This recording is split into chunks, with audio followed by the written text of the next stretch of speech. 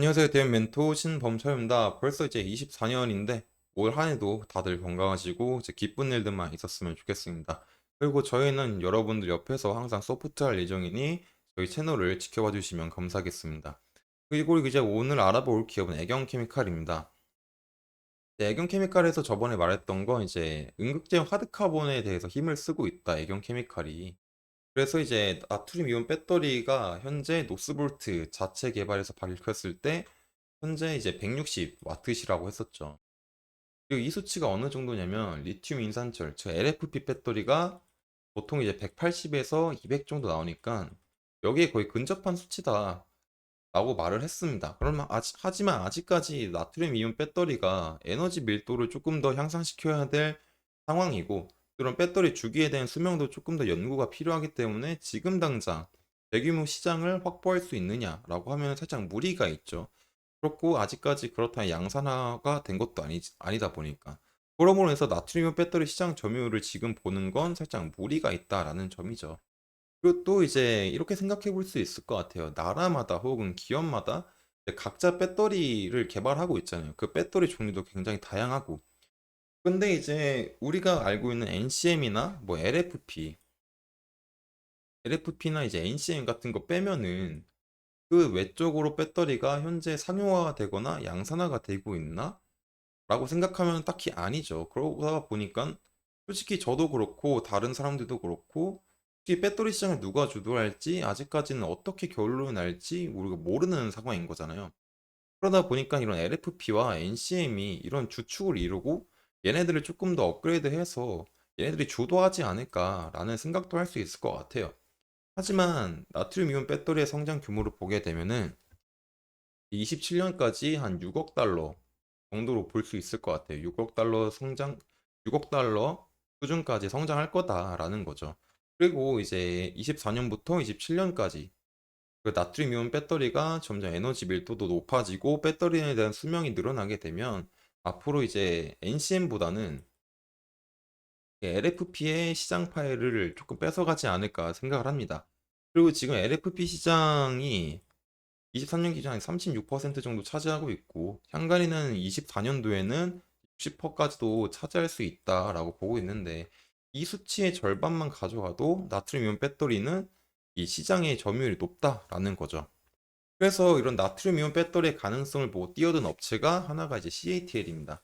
이 CATL 같은 경우는 이제 LFP를 만드는 회사로 유명하죠. 특히 이제 LG화학이 NCM을 만들 때 LFP를 만들었어 가지고 살짝 이제 소외감을 느꼈었지만 결국에 지금 현재 게임 체인저가 된 거는 CATL이니까요. 그리고 이제 23년도 하반기 양산 목표로 하고 진행을 했지만 아직까지는 뚜렷한 이제 그 실적은 없다. 하지만 이렇게 LFP를 잘 만들었으니까 나트륨 이온 배터리를 만들 때도 조금 기대감이 있지 않을까 생각을 합니다. 그리고 또 하나 기업은 이제 비아디의 배터리 사업본인 핀드림스죠. 그럼 비아디도 CATL과 LFP 배터리에서 1, 2위를 다투고 있는 중이죠. 그래서 이런 회사가 2조 원을 투자를 해서 나트륨 이온 배터리 사업을 체결했다라는 점이죠.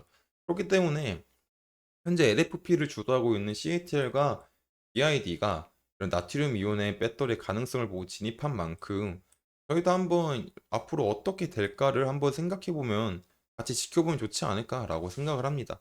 그래서 이슈는 여기서 멈추도록 하고요. 이제 주가를 살펴보자면, 일단 주가를 살펴보기 전에 저희는 이제 리딩 업체가 아니기 때문에 저희가 직접적으로 매수를 해라, 매도를 해라 라고 이제 말을 하지는 않습니다. 하지만 그래도 같이 이렇게 차트를 보는 이유는 제가 이제 뭐 매수, 매도를 말하기 위해서 하는 게 아니라 이런 흐름에서는 이렇게 나올 수도 있지 않을까. 그래서 이런 시나리오도 가능하지 않을까. 라는 식으로 같이 생각해보면 좋은 시간일 것 같아서 준비를 하는 겁니다.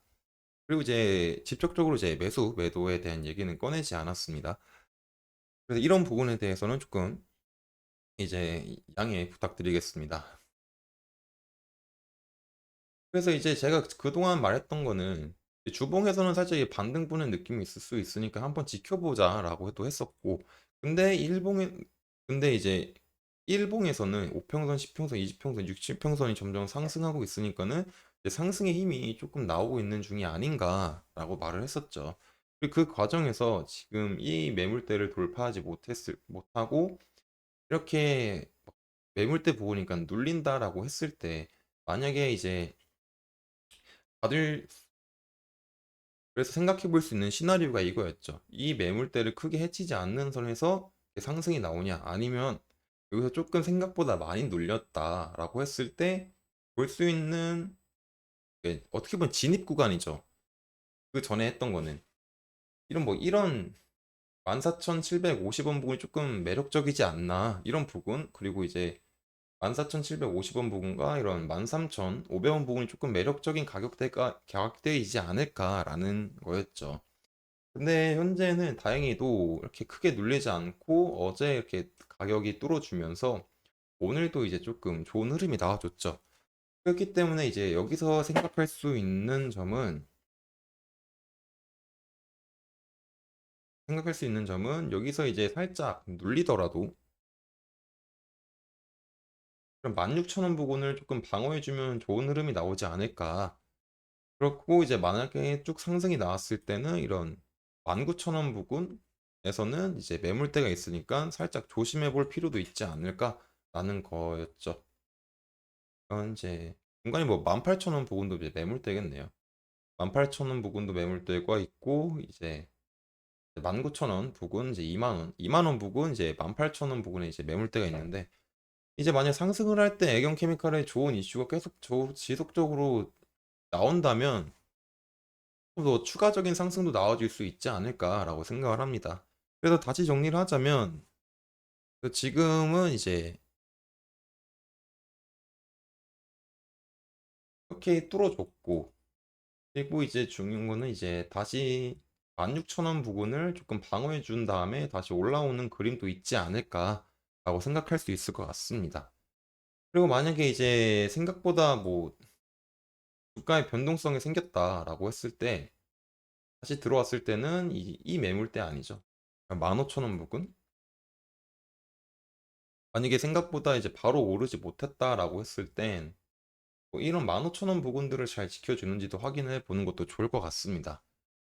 그래서 이제 지속적으로 애경 케미칼이 상승 추세가 조금 나와줬으면 좋겠고요. 그래서 이제 추가적인 변동 사항이랑 애경 케미칼에 대한 추가적인 이슈는 제가 또 촬영을 해서 알려드릴 테니까 애경 케미칼에 관심이 있으신 분들은 제 영상을 시청해 주시면 감사하겠습니다. 이상 대여 컴퍼니 멘토 신범철이었습니다.